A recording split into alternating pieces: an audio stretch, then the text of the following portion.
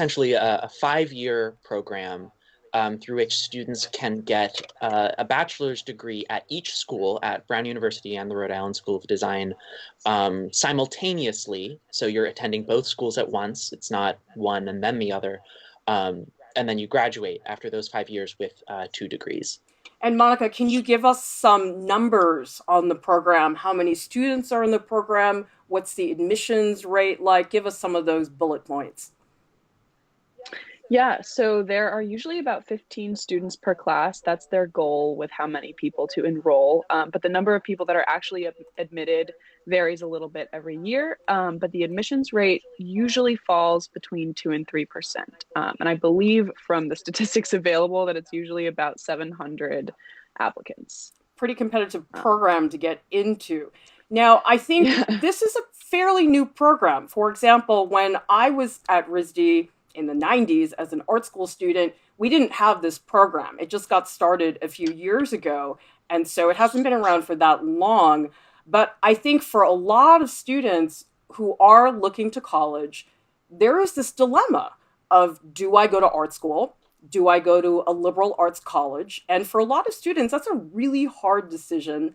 And so I think for a lot of people, when they hear about the RISD Brown dual degree program, it sounds like, wow, that is the solution to all my problems. I could get best of both worlds, have my cake and eat it too.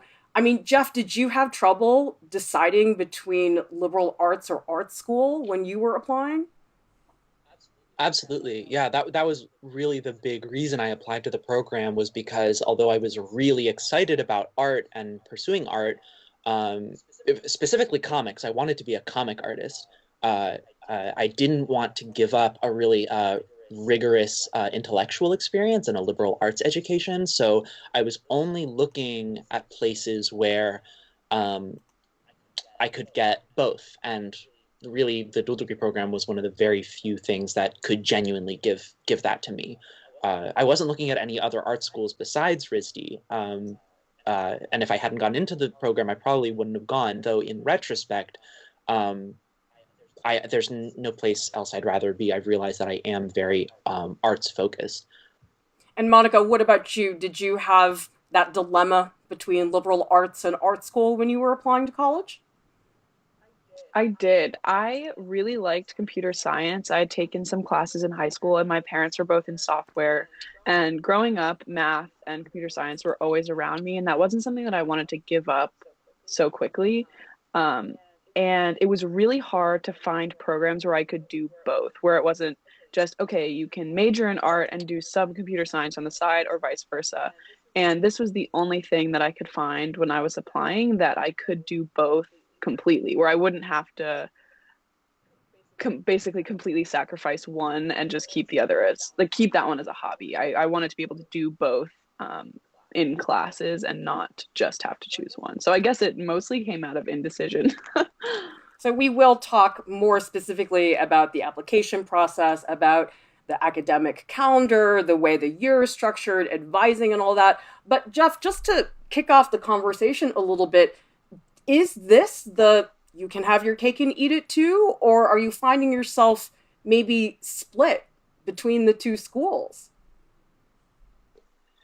It's definitely often cast as a have your cake and eat it too, best of both worlds scenario, but I think it's Monika and I would agree it is more complex than that. I mean, there's no way that you can go to two schools of such rigor and have like the entire full experience of both schools simultaneously. Like you would have to be two people for that, is the truth. So I've found that there are certain things that you have to sacrifice, or there are certain things that you need to uh, uh, compromise in order to make it work. But it's also taken me a while to realize that that doesn't mean necessarily that I have half of two experiences, but rather I have one whole experience that is unique and just different from what the two would be on their own. That's how I view it. And Monika, how about you? How have you dealt with being at the two schools? Has that really worked in harmony, or is it conflicted, or how has that been?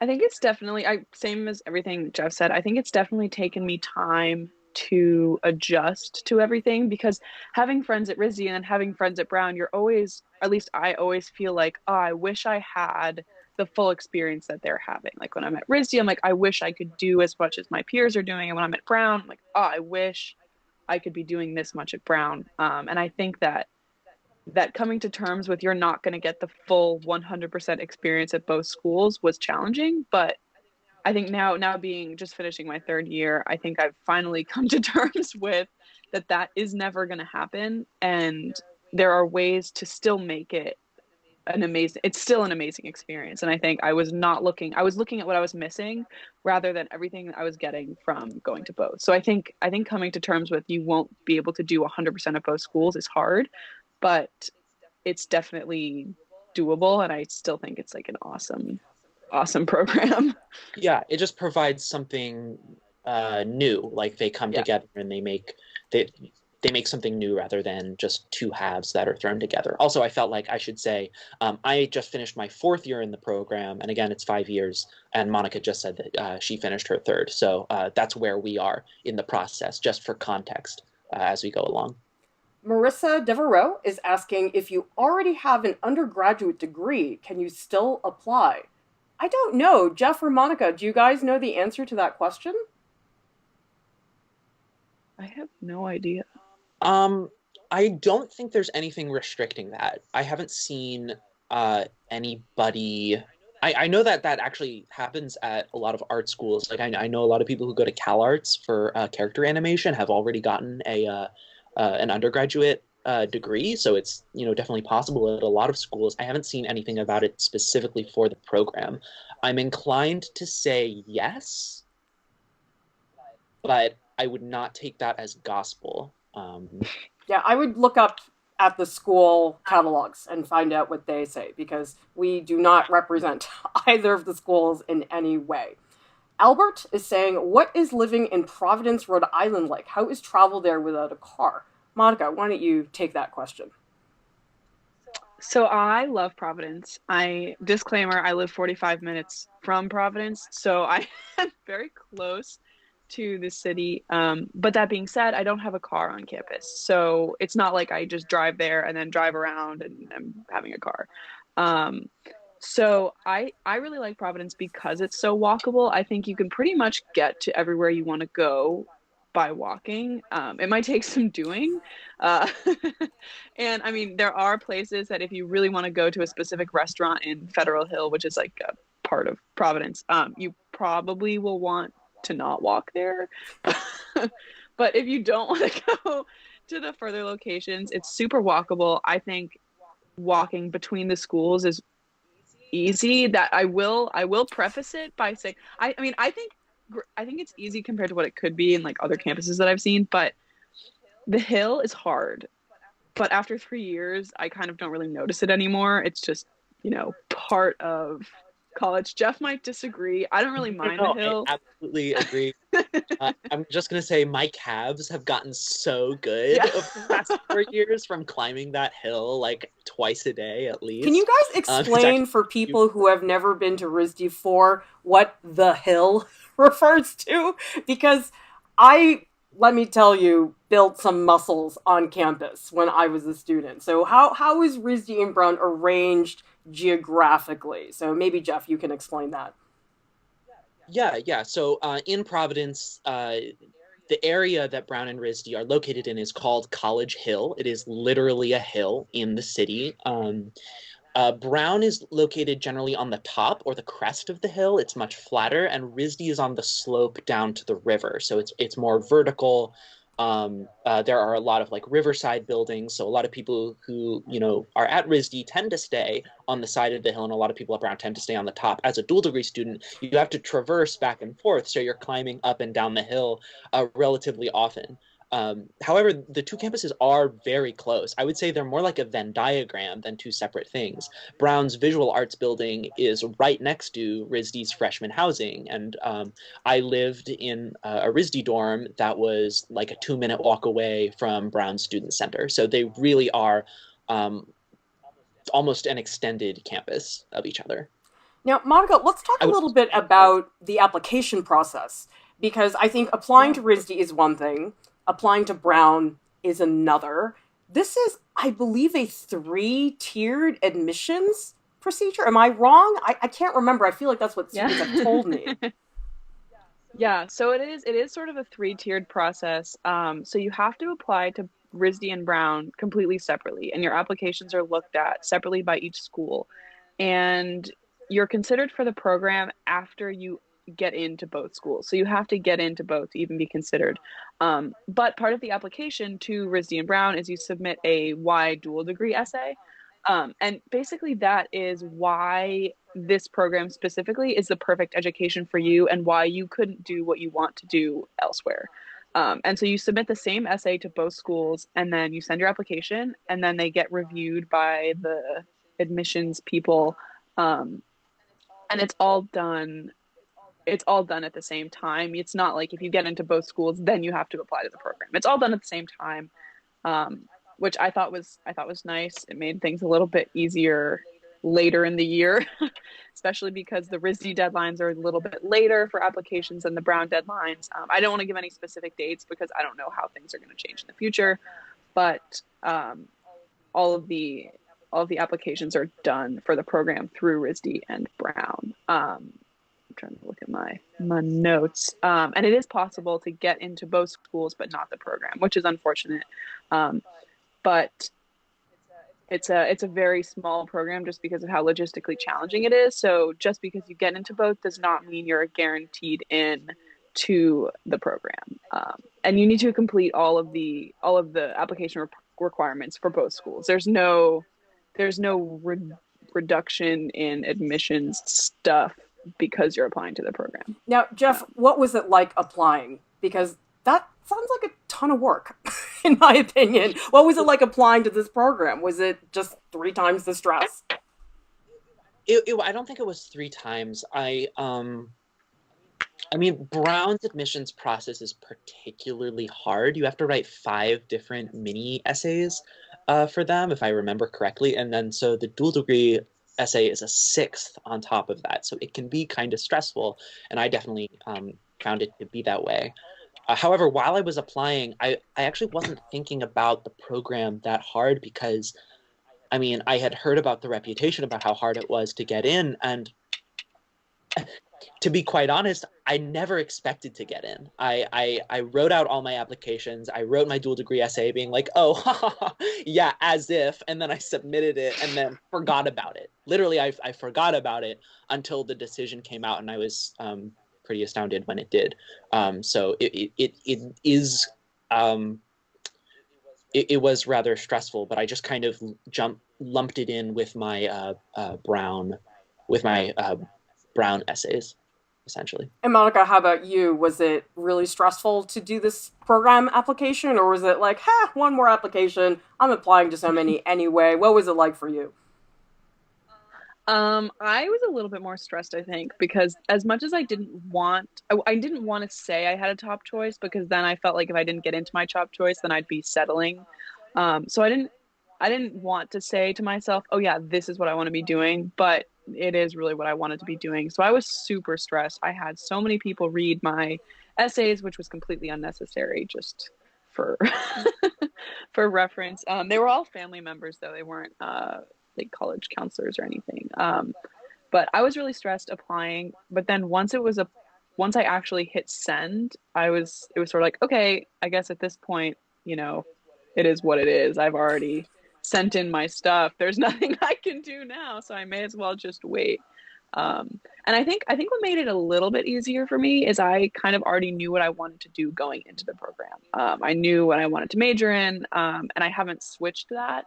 That's not to say that you can't be undecided in what you want to do, because you absolutely can be, and a lot of my friends were undecided coming in, but I think it helped a little bit knowing, okay, this is what I want to do. I can write about specifically computer science and illustration, which is my majors. So I think that helped a little bit with my stress. And Jeff, what's your major? You probably have a major at Brown and you have one at RISD. Yeah, exactly. So I am also in illustration. at RISD. Both Monika and I are in illustration.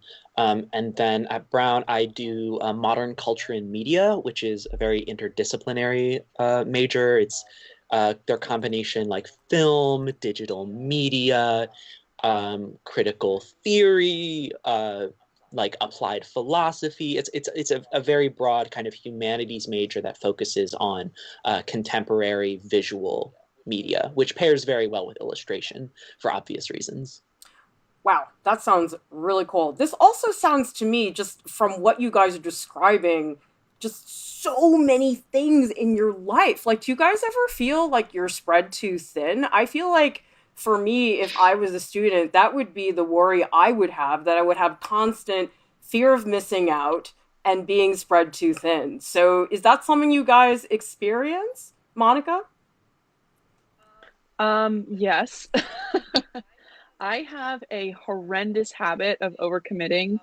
And I have a really hard time saying no to people when they ask me to do things for them, which, not the best trait to be having. And I think my freshman year, I felt like I was missing out on a lot because I didn't join any clubs. And that was ended up being a really good decision. I'm glad that I didn't. But then sophomore year, I was like, okay, I'm going to sign up for everything that I'm interested, even a little bit. And then that sort of crashed and burned also because, you do have to sleep a certain amount at night. Um, and so I ended up dropping a lot of the stuff that I picked up sophomore year. And I think this year I paid more attention to what I really wanted to be doing instead of what I thought I should be doing. And I think I'm definitely still trying to do too much, and it's still a work in progress to say, okay, I really love this thing, but I don't have time for it anymore. Um, so yeah, I definitely feel like I'm spread too thin, but I also think that is how I've always lived. Jeff, what about So you? it Do you sort of just ever it is what it is. feel like you're spread too thin and you're missing out on the party? I definitely used to feel like I was spread too thin. I think lately I've kind of accepted the fact that you can never do everything. You can never be completely satisfied, and I've instead tried to turn my FOMO, my fear of missing out, into a sense of wonder or excitement. That like, wow, there's so many things to do. Like, I can't do it all, but like, wow, the possibilities. Because that's like a much more trying to make it a much more healthier way of thinking. I used to do like a really large number of extracurriculars in like my second and third years because you can't do a whole lot your first year because you're in foundations at RISD, and that takes up a lot of your time. But this year, or this past fourth year and my fifth year, I'm planning on really kind of doing only a couple extracurriculars and activities and like committing to those at that time, and you know having doing a grab bag of all the different things that are essentially on my bucket list. But you definitely can't do everything. But I feel like to a certain degree, those are natural reactions to being on any college campus. I mean, you get to Yeah. college, you're so excited, there's all these things to do. And I mean, I don't think that that's so specific to this program, but I just imagine you guys are exposed to seeing more of what's available. Because when I was a RISD student, we had no idea what was happening at Brown. We were like, yeah, I guess there's some school up on the hill nearby. I suppose they're doing things, but we never heard about it. Whereas I'm sure for you guys, you must actually hear, wow, there's this thing at Brown. Wow, there's this thing at RISD. And I think it would be hard to have to make some of those choices. Thank you so much for the super chat, John Eganhofer. We really appreciate your support. And if anybody is interested, remember we are running that spring raffle, so check out that link in the video description below. All right, I believe, Jeff, I asked you to do the research on the year-by-year breakdown. Am I correct? Okay, so why don't you explain to people how it's a 5-year program, right? How does the program break down? Because it's not half and half. It's actually surprising the way that they have it organized. So, for example, what happens the first year? So the first year, as I mentioned a little bit before, you're mostly at RISD. In fact, you're almost entirely at RISD doing RISD's foundation year, which if you don't know, RISD requires all their students their first year to take the same courses, to take spatial dynamics, drawing, and design, along with art history courses. And so you're taking those courses along with one course at Brown per semester. Sometimes people do 2 in the spring for a total of 3 courses that year, but oftentimes not. Oftentimes that's a little too much for them, I think they realize. But so your first year is almost entirely at RISD. The second year, and you also live at RISD. That's an important part of the foundation year experience, is that you live with all of the RISD freshmen and you eat with them, and you're on the kind of unlimited meal plan that happens, and you're really immersed in that experience. Your second year, you are required to live on campus at Brown, but you don't necessarily take all of your classes at Brown like you would like the first year at RISD. It's I think for a lot of people it's half and half. For me, it was that way. So we went from almost full RISD to kind of half and half at Brown and RISD the second year, and then the next 3 years there are no housing requirements. So you can live either on campus at RISD, you can live on campus at Brown, or you can live off campus in your own apartment, which a lot of students choose to do. That's a very popular option, especially for dual degree students who can then, like, if you do live off campus, you can live somewhere that is in between, like the buildings that you visit the most, or if you want to be far away from both campuses to kind of have that work-life divide, you can do that. And so the last 3 years are really specific to your experience as a student. Like, it depends on your majors, like how your classes are divided up.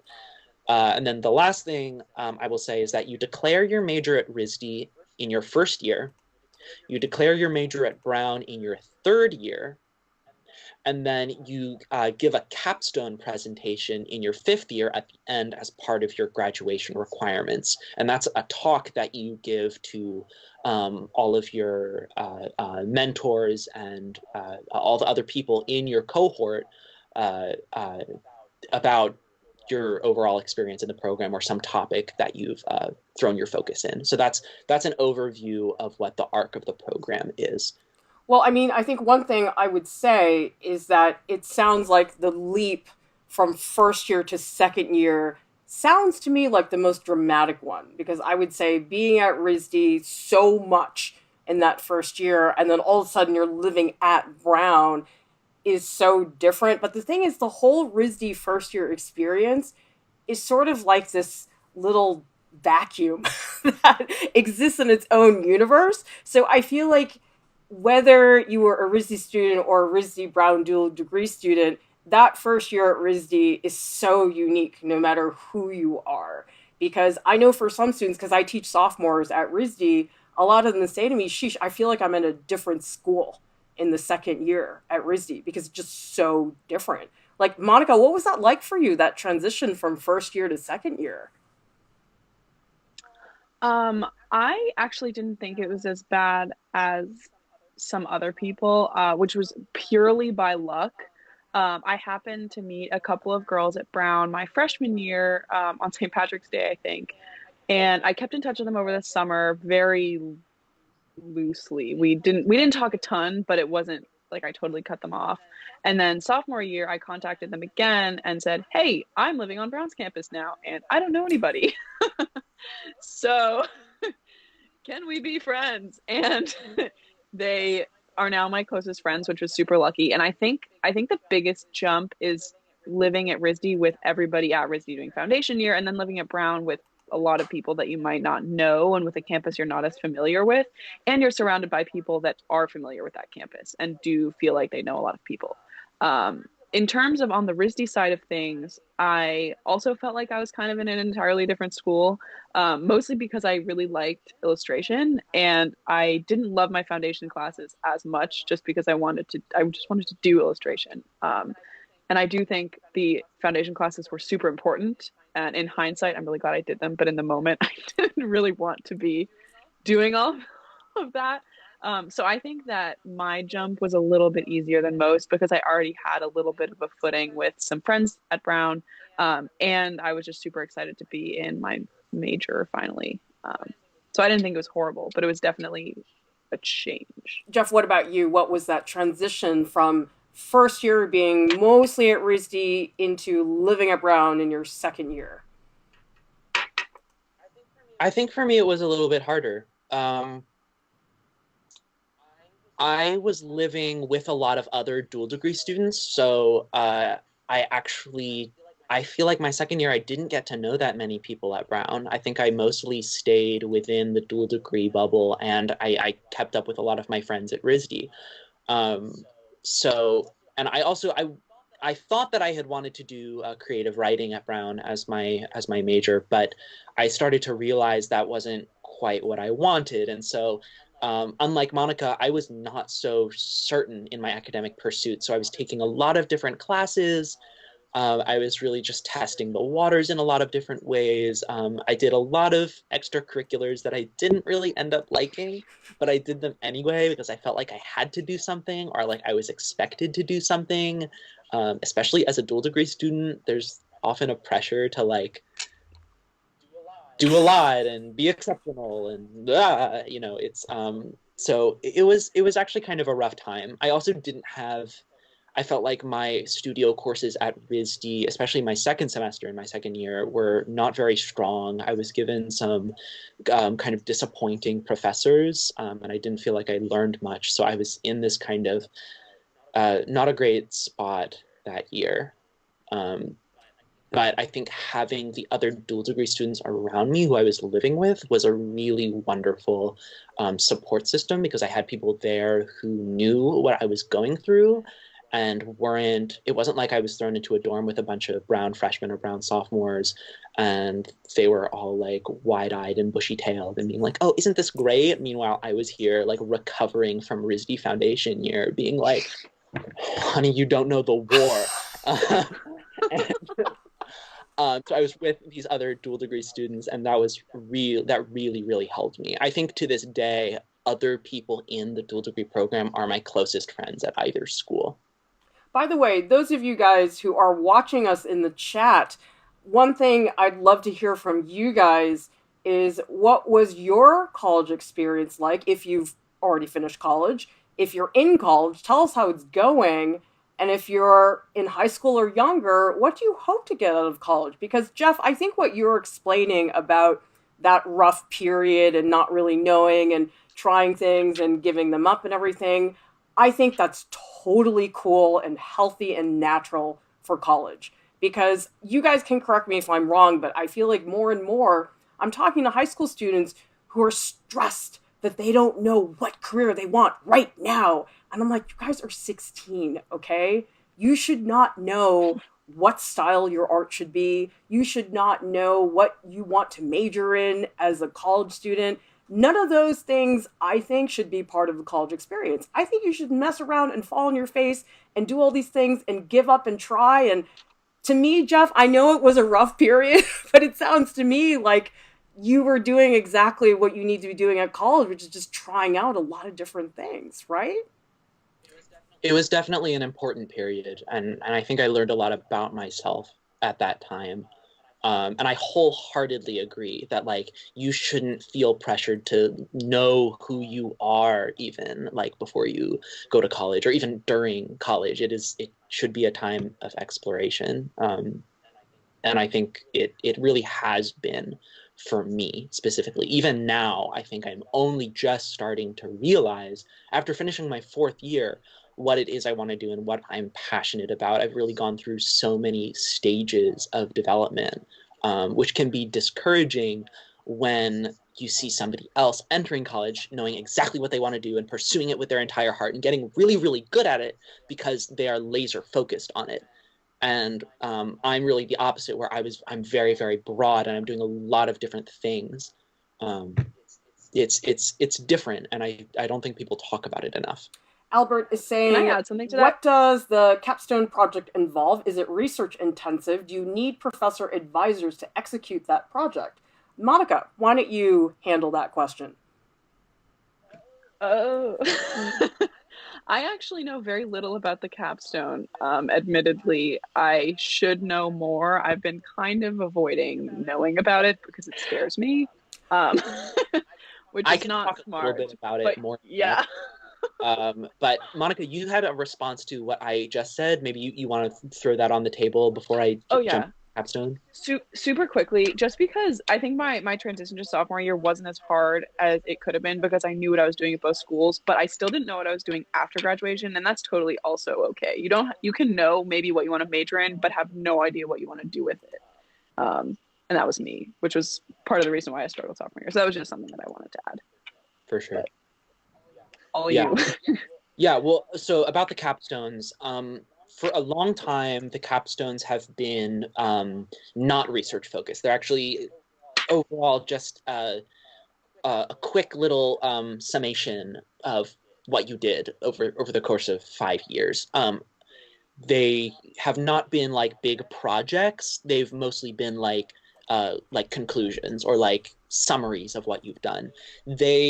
I have heard rumblings about them wanting to turn it into a really broad or a really deep project of its own and turn it into even like a course that fifth year students have to do in their last over the course of their last year. But I know that that's a very unpopular idea amongst the people in the program because a lot of people uh, uh, well they want the project to be this huge thing where you combine your majors into something unexpected or interdisciplinary. But for a lot of people, it's not like that. For a lot of people, they're just doing two separate paths at the same time. They might not necessarily mix.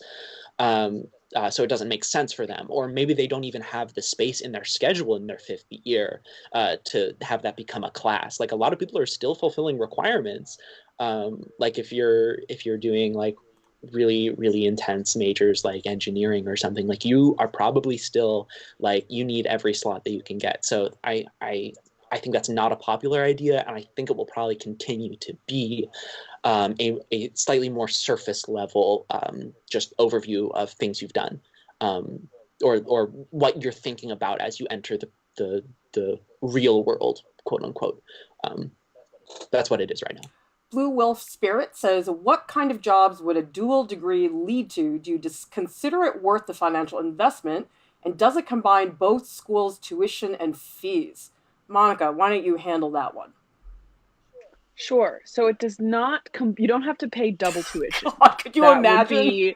That would be horrendous. And I would never do that.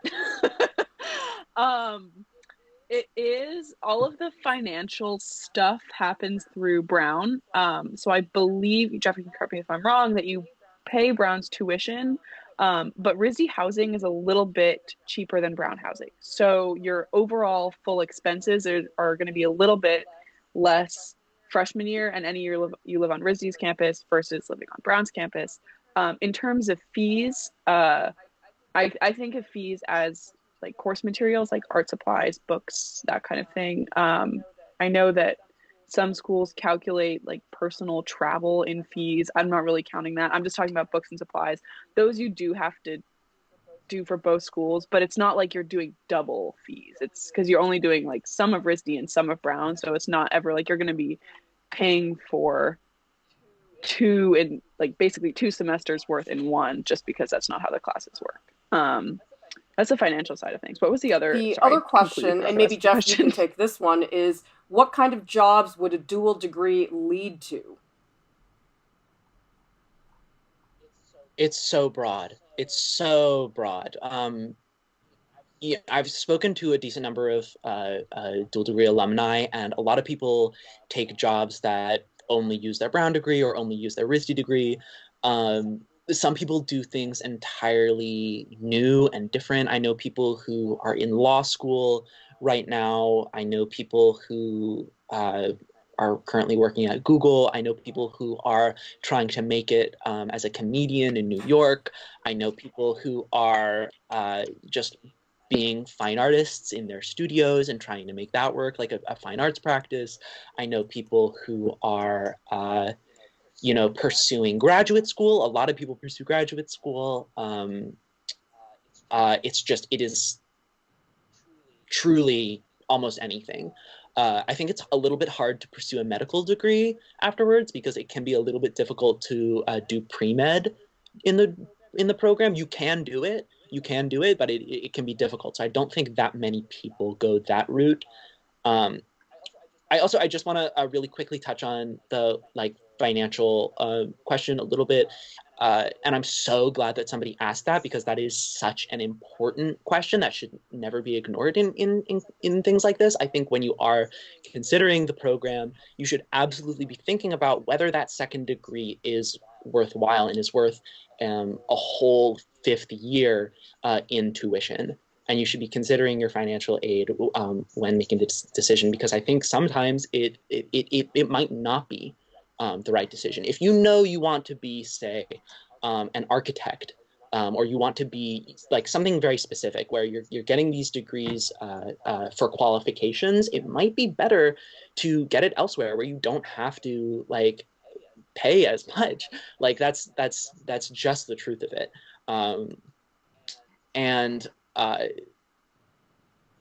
Yeah, it is an expensive program.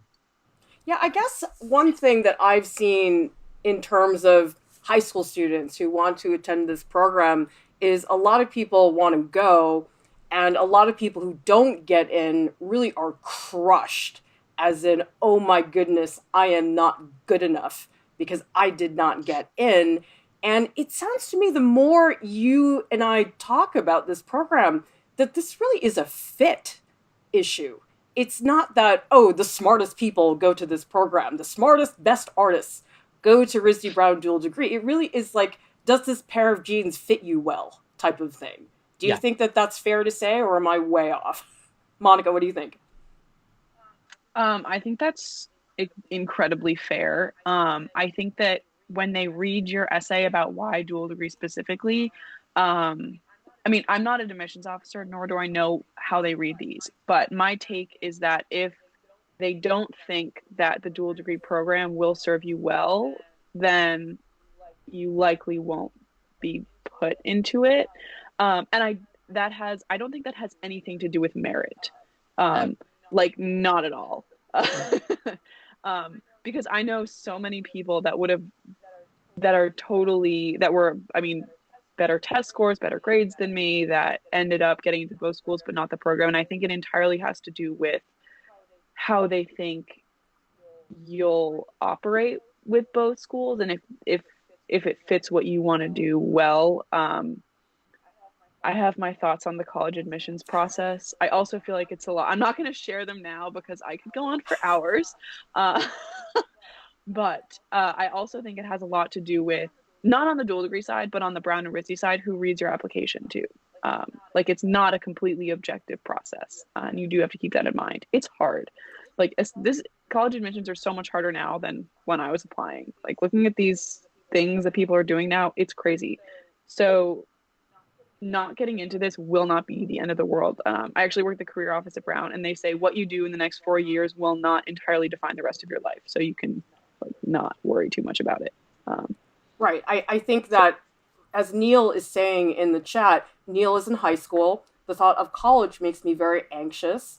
And Neil also says, what makes me feel terrible is that there's so much pressure to have a job and earn money being in the Philippines. It makes going into studying art like a matter of life or death. Yeah, I mean, Jeff, have you gotten stuff from people bothering you about wanting to study art? I feel incredibly fortunate and privileged in that I come from a family that's very accepting of me, and that has always been supportive of me in my pursuit of art. So I have not experienced that as much, but I know a lot of people in the program who are doing it because they, or who accepted the offer because they couldn't just do a single art degree, because their parents wanted them to, if you do art, you have to also do computer science, or you have to do public policy, or something that's going to pay the bills afterwards. I have a friend of mine who does chemistry and graphic design, who's from the Philippines, whose parents really wanted him to just do the STEM side, but he really wants to do the graphic design, and he's really heckin' good at it. And this is like a way for him to pursue both at the same time. So that's definitely a very real pressure, and I really feel for you, for all high school students who are feeling really anxious about the college experience. That was me. It is such a real thing. It is such a real emotional experience, and you should never feel like a college decision determines your worth as a person. That goes for everything. That's not just this program, which I will say is very much a crapshoot in terms of admission, and all, quote unquote elite colleges are that way, in which there's such a wide volume of people who would succeed there and who, like, I don't know, quote unquote deserve to be there, that some of them, they just sometimes choose. Oftentimes the admissions people will choose people who stick out to them in like very particular random ways. Like Monika said, it's extremely subjective. So you should never feel like the fact that you didn't get into a particular school or program is indicative of whether you deserved to be there. Talking about like deserving, or the idea of deserving when it comes to the college admissions process, is such a poisonous idea, because it's so rooted in who has access to opportunities, who has access to money, who was like, it's so complex, and it's so much more than that, and it is not objective, ever. Well, Lisa H is saying in the chat, wherever you go to school, you're the most important part of the results. And I'm really glad that you say that, Lisa, because I know from working with a lot of high school students that a lot of them do place their self-worth based on the results of the admissions process. And you know something, you guys, you can go to Yale and do nothing.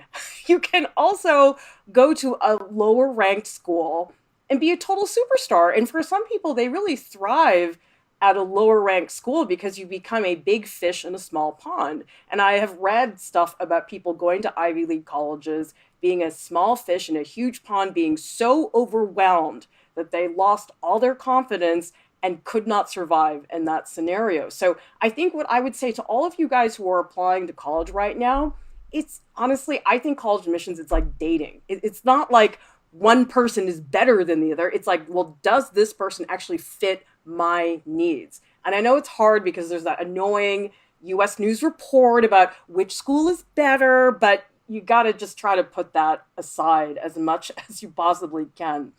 Michael is asking, is there an interview for the program? Monika, did you do an interview for the program? Not for the program specifically. I did a Brown alumni interview, but that was it. Jeff, did you do an interview? Yeah, you have to do no, you don't have to, but you can do an interview for Brown, and that's what I did. And that was just part of the Brown admissions process. There is not a specific interview for the program itself. Albert is saying, does being a dual degree improve one's chances to get into an MFA program as you have a more varied background? I don't think so, Albert. I mean, honestly, from what I've seen, because I have a lot of colleagues who do admissions for MFA programs, they really just care about the portfolio. I mean, sure, where you did your undergrad matters, and having a good transcript and all those things, but mostly they really just want to see whether the work has matured beyond you just doing homework assignments for required classes at art school. So that, I think, would be the larger concern. Starving Artist says 3 major art schools in my city, each with a very different focus. Studied at all 3 consecutively, undergrad and 2 masters. Wow. Glad I did one at a time, not as a double. Learned better for me. Wow, that's incredible, Starving Artists. A lot of school there. Well, Monika, what about social life? Because social life is such a big part of college, and it's challenging for everybody to navigate. But I can only imagine it's even more complicated between the 2 schools. So what's it been like for you socially?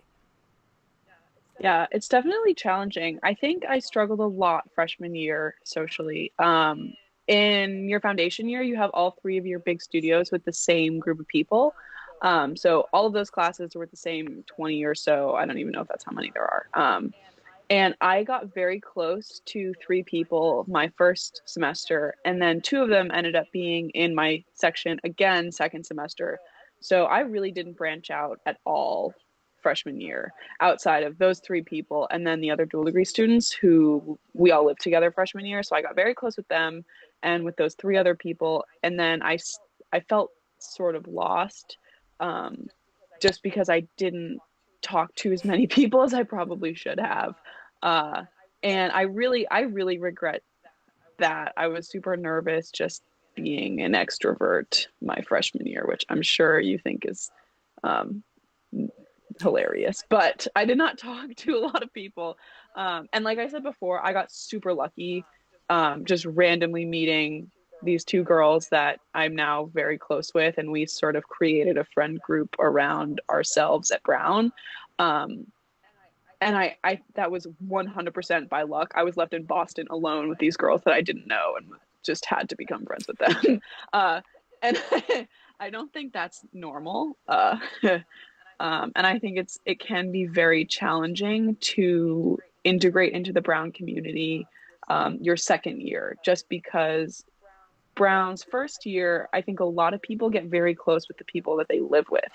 And obviously, like, we're living at RISD, not Brown. So we don't have that kind of experience. And I think that can be really challenging because it feels like everybody already has their friend groups. Everybody already has these groups established. And if you try to get into them, you're like an outsider, which I felt a lot like um, freshman year when I was hanging out with one of my friends from home who went to Brown. I was like, she's really close to all these people and they're all amazing and they're all very nice to me, but I still feel like I don't totally belong here.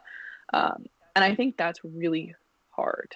I think I don't know that I'm like the best person to talk about making friends at Brown, just because I was literally left in Boston with these 2 girls and just had to acquaint myself with them.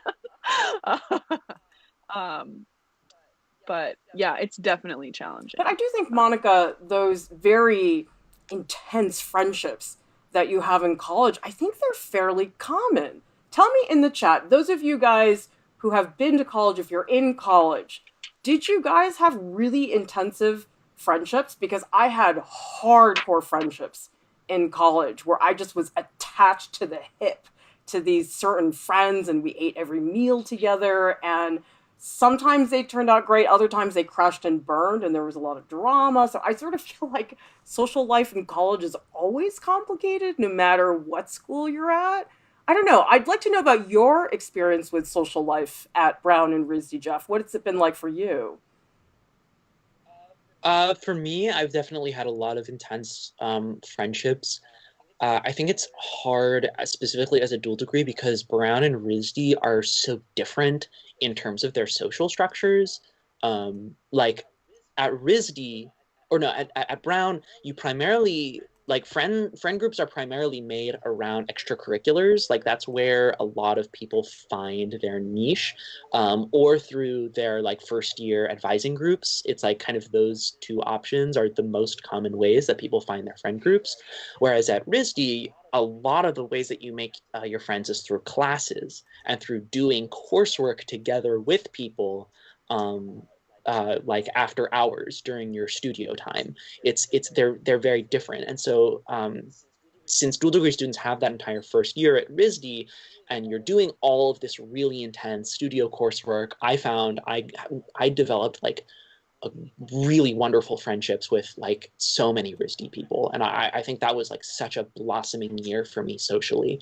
The next year, like Monika said, I felt like everyone had kind of already clumped together, and I didn't really feel like I felt like I was kind of adrift in between people. And it's also part of that is that I wasn't sure whether to socially classify myself as a freshman or a sophomore, because as soon as you get into that second year, it's kind of your first year at Brown. Kind of. So you're kind of a Brown freshman, but you're also not, because you did take some classes last year. But you also are because you weren't around people at Brown. But you're also not because you also still had college. Like, you could just go back and forth because you just don't fit into the 4-year structure anymore, because it's a 5-year program. Like, you just can't classify yourself in that way. And that can be hard socially. Albert is saying, how is the cafeteria food at both RISD and Brown? Should I expect to starve if I rarely eat meat because they serve me burgers all 3 meals?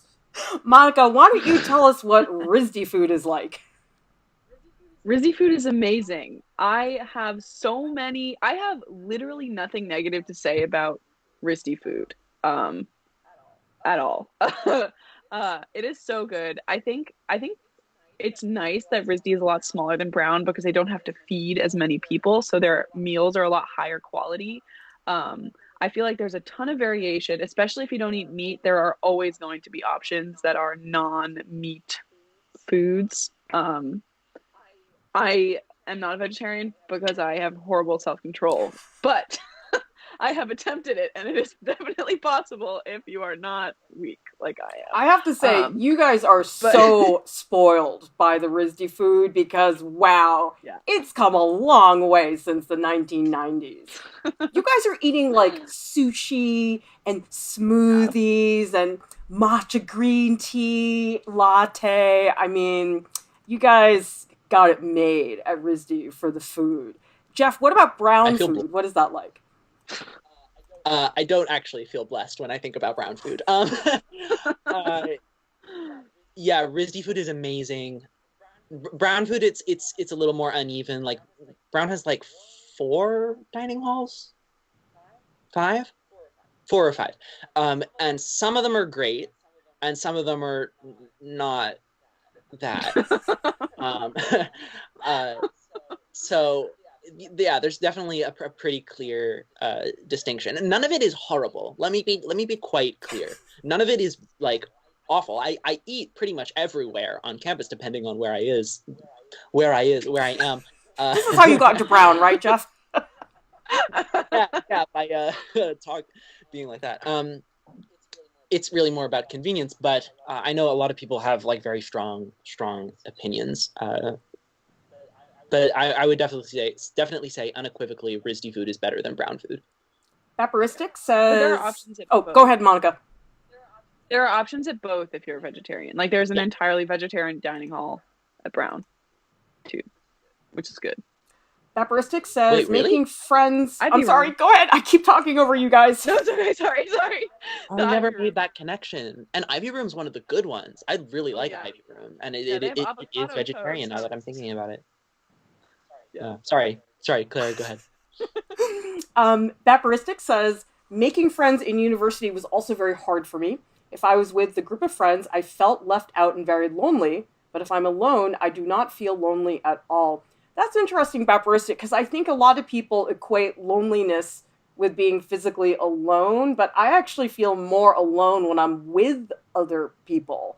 I feel more alone at a party than I do if I'm sitting alone in my room, which actually I love. That's the greatest thing because then nobody can bother me.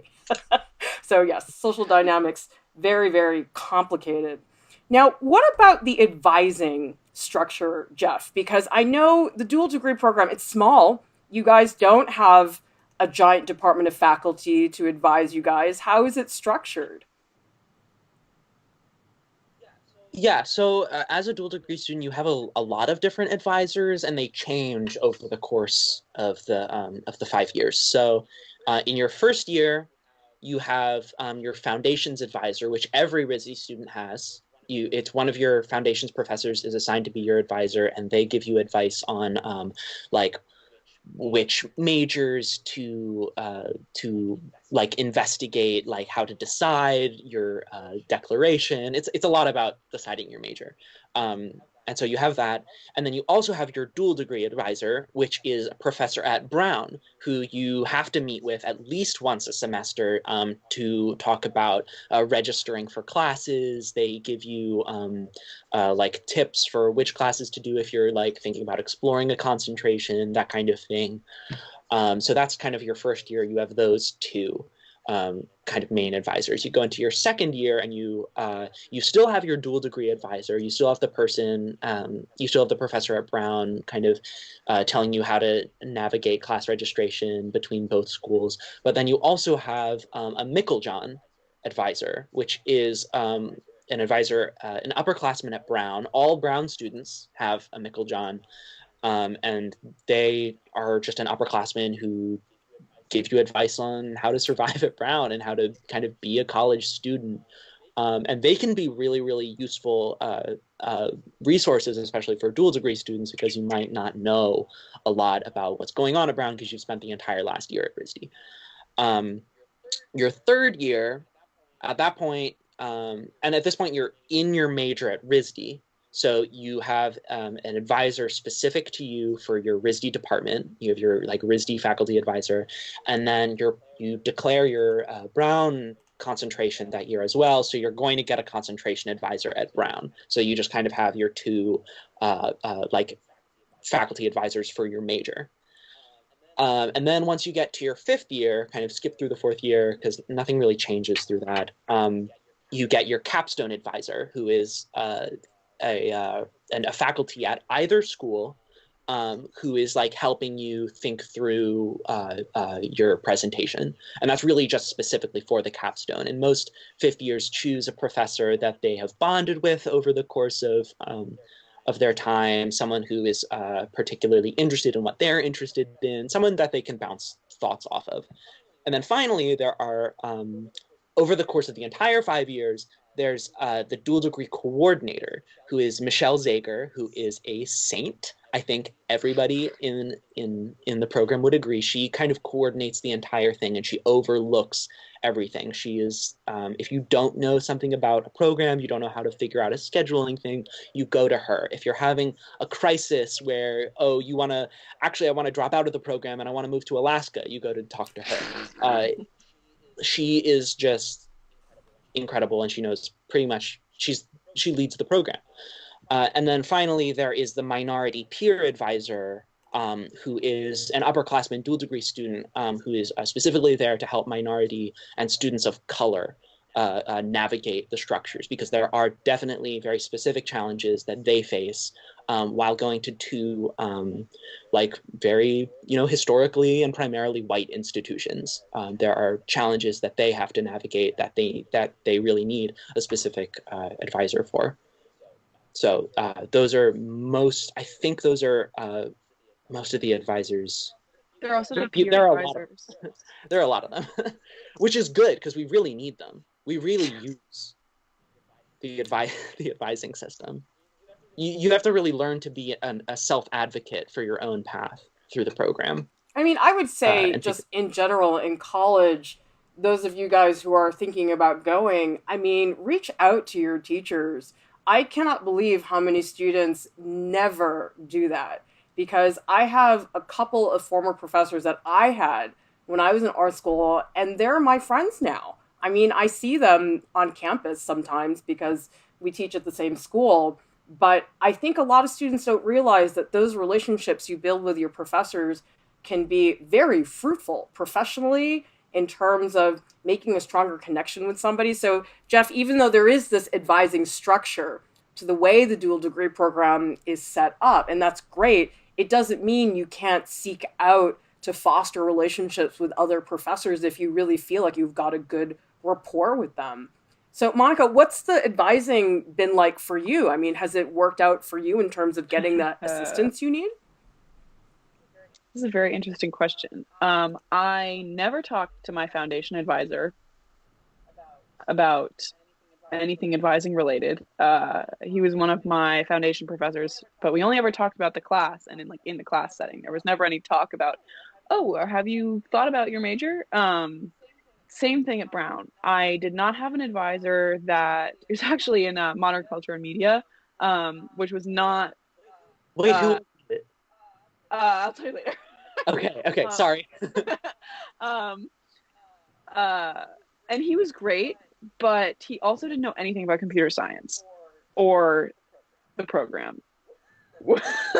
So I had a little bit of trouble asking him for advice just because I felt bad putting him in the situation where he was like, I don't really know. So I met with him twice in 2 years.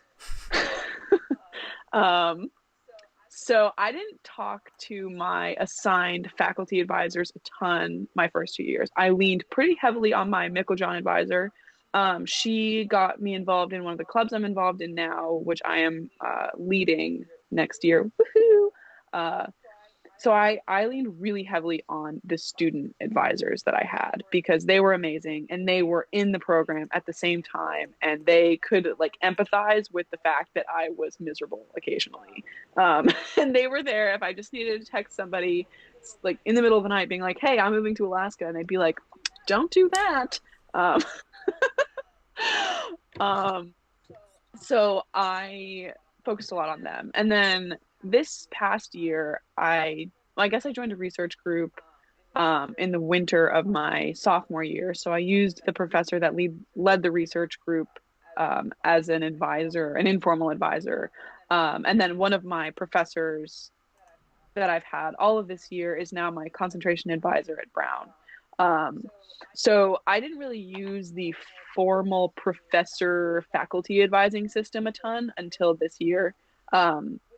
Which is like it's not a bad thing. It's not that if you're doing that, you're doing something wrong because I haven't dropped out yet. I also haven't failed out yet.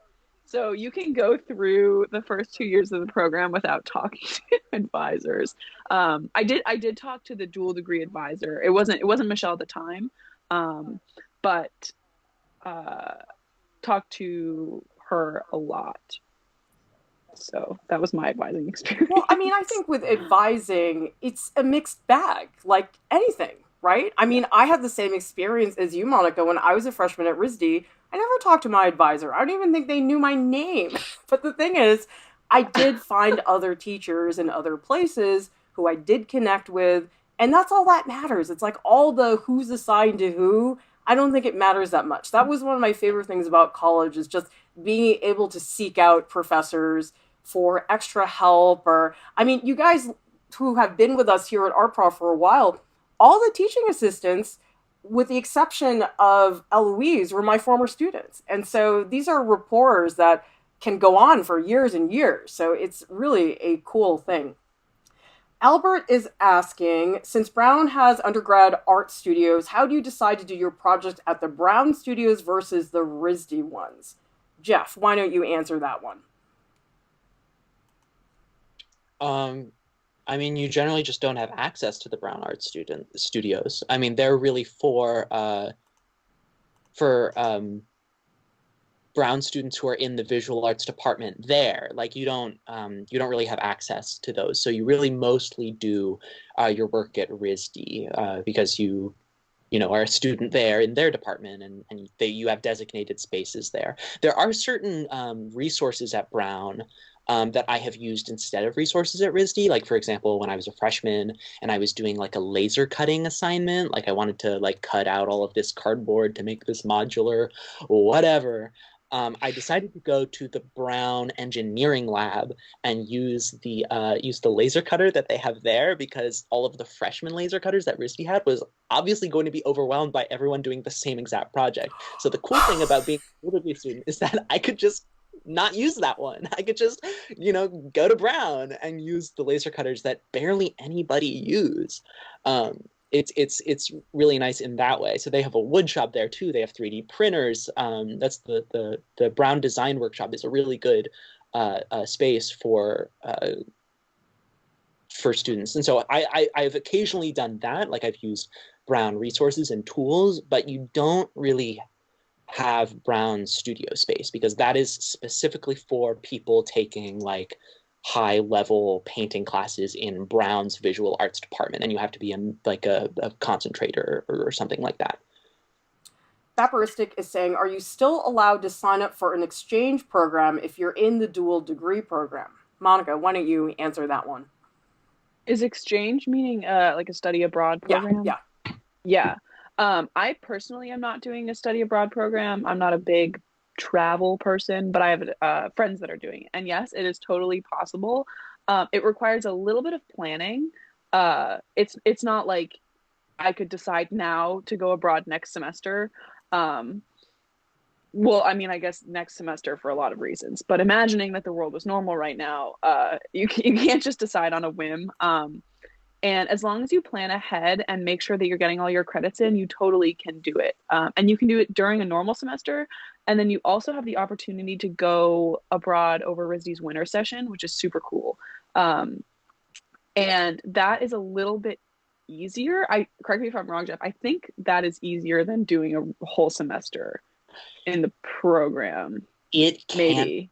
it can be. It depends because the hardest part about being a dual degree program is the last 2 weeks of winter session, when the first 2 weeks of Brown have already started.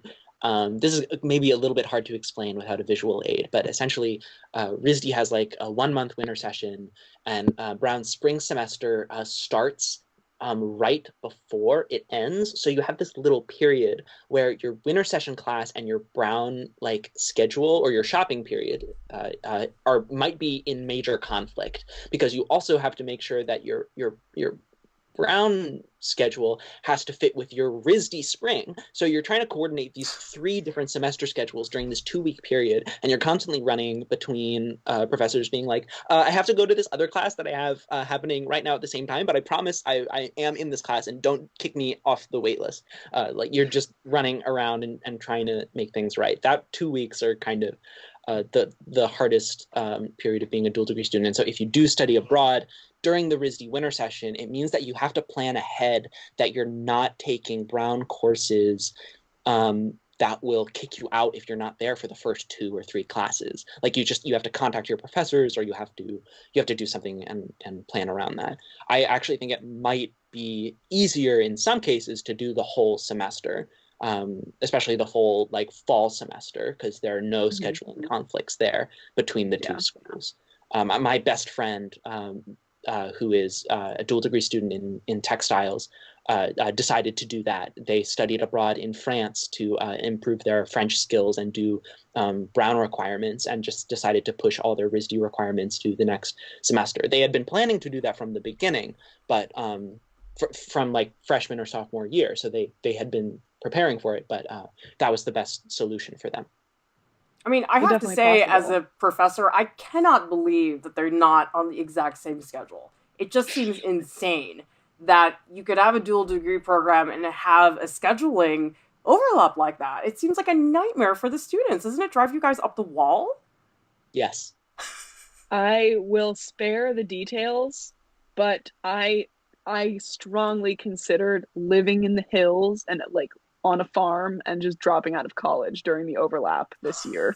This year it was particularly bad. I don't know why. Well, I was taking like a figure modeling marathon, Clara, like with Alba Corrado, and so it was like a course with this really wild professor who required you be there for like 16 hours a day, not 16, like 12. This is not an exaggeration, by the way. He's telling the truth. It's the truth. And so when I told her that I actually have other classes to go to during the last 2 weeks, she was like, no, you can't go. And so I had to like really, I felt like I was in the middle of like a market, like trying to haggle with her, like my class times. Like, no, I actually am a student at this other school. I am required to go to these classes. But yeah, that can be a really rough time. Depending. Yeah, it's definitely something to plan for. I did a horrible job of planning for that this year, which is why it hit me so hard. That was like, I think the overlap really damaged the rest of my semester, at least before having to leave campus, because I didn't plan well enough. Yeah, planning is essential. So, planning and communication, like emailing your professor about things, is such. It can solve so many problems if you do it ahead of time. But sometimes a lot of it's just out of your control. I mean, you just cannot be there sometimes. And I'm usually pretty accommodating to the dual degree students because I feel for you guys with those schedules and having to run between campus. And if people are communicative about it, then I'll say, okay, I get it. It's just, if from a professor point of view, it's when students don't tell you anything and they just disappear for no reason. You don't know what's going on. So I would just say, talk to your professors, let them know what's going on. Most of them will listen. Sydney is saying, I've just seen such limited information about this program, so I'm so appreciative to have some insight on this program. I'm a freshman in high school. I plan on striving for the program. Do you know what you might have done differently? Your stats, GPA, etc., just using it as some guidance. Monika, let's start with you. Anything you would have done differently? Oh my gosh. This is going to be a terrible answer for a freshman in high school. I'm going to apologize in advance for that. I think I would have not worried so much I think that's great about advice. Are you crazy? I think all everything. high school students need to Well, stop stressing so much. like, and I think like in retrospect, even though I'm in this program and I'm so appreciative to be here, I think I would have been fine at any of the other schools. Not any of them. Most of the other schools I was considering. Um, And I think I put way too much pressure on getting into this one thing and putting all of my value on doing this one thing. So I think if I could go back to, I guess, junior and senior year, I would have told myself to just please chill out because, because it is not worth it. I think I spent way too much time doing things because I thought they would look good to an admissions counselor. And I really regret doing You that. mean like in terms of Um, activities in high school? just activities and like basically putting my entire self-worth on grades that my teachers probably spent 20 minutes giving me, not even that. Yeah, I would probably tell myself to please calm down. I mean, I think that's common, Monica, that a lot of people, there's so much pressure on the college admissions process that oftentimes people are not doing activities because they genuinely like them, but because, oh, there's a gap in my background and I have to make sure that I'm showing this. And I have to tell you, that's the biggest bummer to be doing things just because you think you should and not because you actually want to. I mean, did you do that as well, Jeff? Is that something you went through as well or not?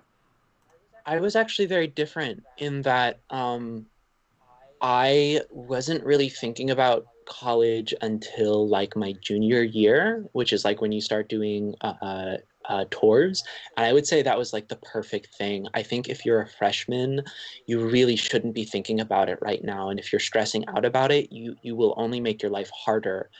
What you should be focusing on right now are the things that make you happy and discovering the things that bring you joy that you might realize like in a couple years to pursue in college. What I did my first 2 years is I did theater. I was a theater kid. I did it all the time, and I wasn't doing it because I wanted to get into a college. It was because I just loved it. And I loved the idea of making art together with people collaboratively. And it was the most beautiful, most fulfilling thing I could do at that time. And through that process, I learned so much about myself and what is important to me that when the time to look at colleges came around, I knew what was important and I knew what to look for in the colleges I was investigating. And when I had to write my essays, I knew what to write about because I knew what was exciting, and I knew that I could talk about the joy of creating art and of collaborating with people. Like I could talk about it genuinely and not from a place of construction where I'm developing my entire self into something that someone else wants me to be.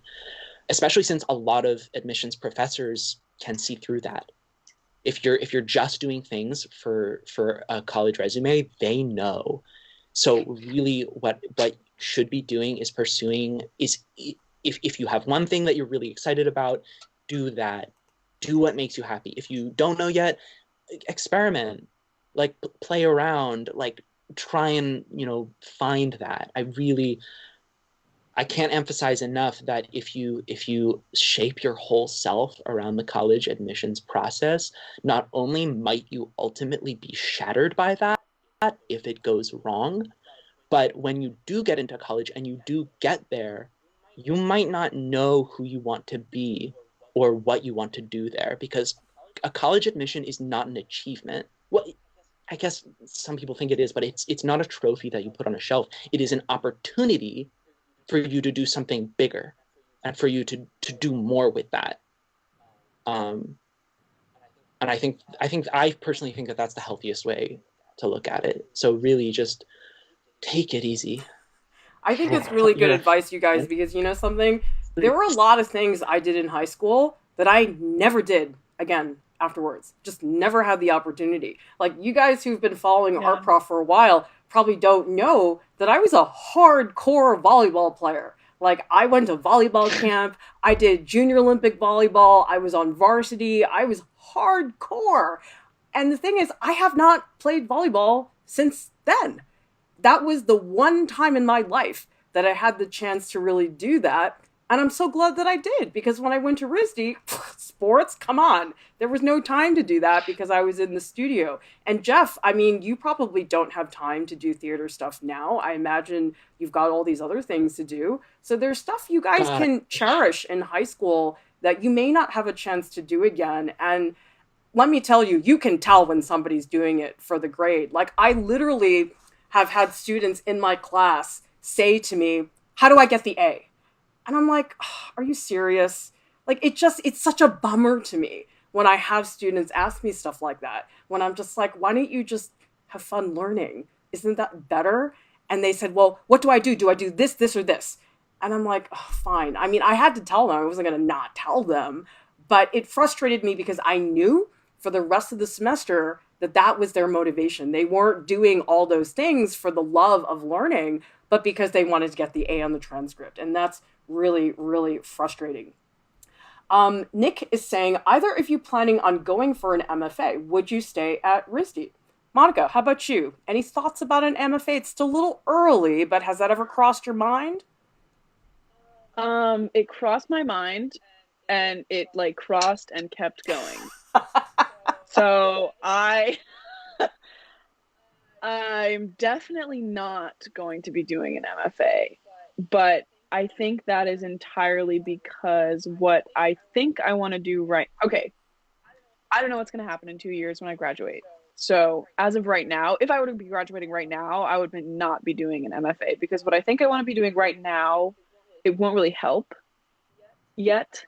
I think if I were to do any sort of higher education after this, I might work for a while and then decide if I want to do it. I think that is a good way to get some distance to figure out if it would actually be useful. Because if I just went straight into grad school after this, I have no idea if I'm going to use that degree. So I'm not intending on doing an MFA yet. If I do go to grad school, it'll probably be for something else. But it's definitely an option leaving the dual degree program. I've been in school for 5 years and I kind of want to start my life outside of education. Jeff, how about you? Have you thought about an MFA at all? yeah, I have. I have actually thought about it a lot. And I think if I did do it, it would not be directly after college because, like Monica, I've spent my entire life in school. It's time for me to kind of go out into the world and experience it. Um, Not only because I'm just tired of school a little bit, but also because I think that's what makes good art. I think if you're in school all the time and you're training, training, training to make something good, you're not actually going to make anything good. Nothing original, certainly. You have to go out and like live and like process that on your own and then turn that into something real. Um, but then also, I don't think I would necessarily do visual art because kind of like what I said in that I'm interested in storytelling. If I only study storytelling, then what am I telling stories about? I think if I did a master's, I think I would actually do it in um, either something more technical like game design. I'm interested in MFAs in game design, and there's a lot of stuff there that you really can only learn in a school. Or I would do a humanities degree. I'm thinking about archaeology or anthropology because I think a lot of my work surrounds or is concerned with ideas about time and distance and like the relationship of humans to objects. So learning about those things as a discipline would be actually helpful to my artwork and helping me understand and look at the world differently so then my art could be real. So those have been my thoughts about grad school. Nikki T is saying, even though I graduate, I'm assuming you mean high school, Nikki, in 2022, I'm still worrying about my portfolio. I understand that, Nikki. I mean, it's so hard not to because you know something, guys?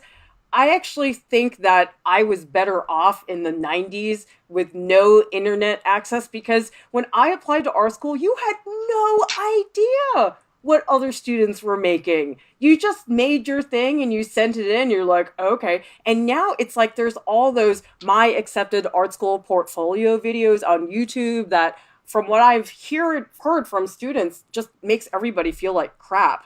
And it's really hard just seeing all the competition. It's very stressful. So, Nikki, I would just say I understand the impulse and you're right to have that reaction. But guys, just turn it off. Like, just at a certain point, you got to stop watching those videos because they can drive you up the wall. I mean, we've got other stuff you guys will learn way more from on our channel that I would recommend you watch over those portfolio critiques that make you feel much worse. And Nick Z says, as a tour guide who works with prospective students, that was amazing. I'm taking notes, Jeff. Cool. Very nice. Well, I'm glad this could help you guys out quite a bit. Well, if you guys would like to chat with the Art Prof staff some more and with our lovely Art Prof family, we do have a Discord server, so check it out. The invite link is in the video description below, and I always go hang out there a little bit after the live stream, so I'll be over there in a little bit. And we've got lots of stuff on artprof.org, especially those of you guys who are thinking about art school.